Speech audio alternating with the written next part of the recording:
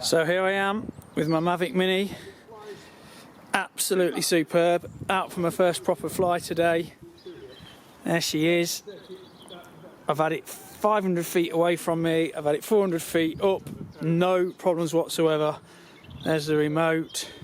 I've been keeping an eye on the battery temperature because I was worried about that, because if you look at the Mini, it's got two holes there at the front and they come out little vents that go so the air can go over the battery to cool it normally, but a day like today it's about 2 to 3 degrees.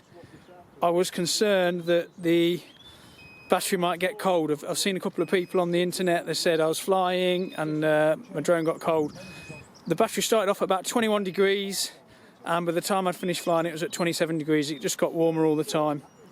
And also what I've done, got myself a hot drink there, I've put all my kit, all my Mavic Mini kit, in a thermal bag with a hot water bottle, which I've done for years, just to be on the safe side. That's just going to keep the batteries 20 degrees or so, rather than letting them sit here and get 2 degrees, 3 degrees, 4 degrees, whatever. And I'm out flying over the lakes here. I'll put some pictures on in a sec. See what you think. Some pictures and some film. Well, I'll put some film up. I filmed the weir and I filmed the river. See what you think.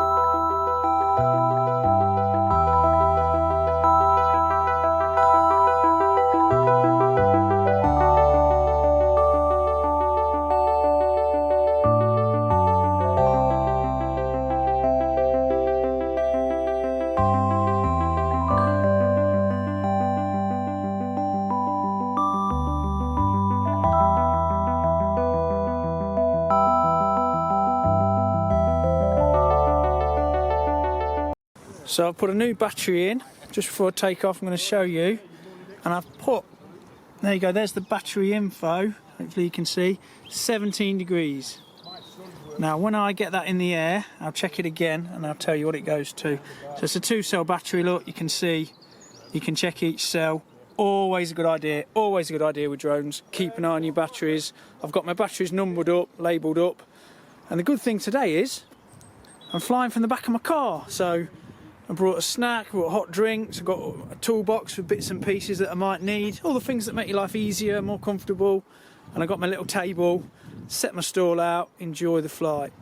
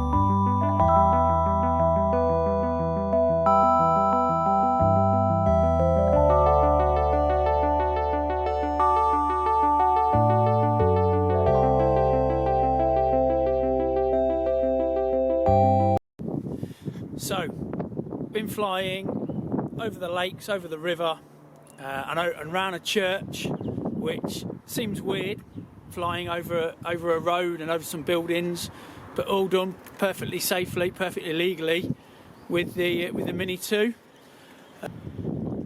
Little good thing I've learned, I've got this little, let's put that down there, I've got this little £10 battery. I always take it with me. You can charge up your drone remote controller, you can charge up your phone, 10 quid from a corner shop. Plugs in to the charging hub that comes with the Mini 2, and you can start charging your batteries. So when you've used a battery, let it cool a little bit, and then I reckon I'll get at least one battery charged out of that. So a really useful bit of power. That's good. Very impressed with the remote control.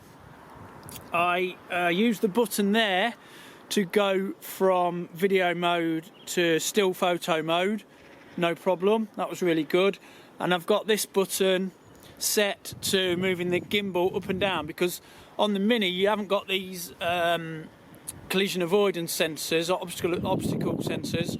So when I was coming down over something, look at the highest thing around and keep well above that, and then keep an eye on your height.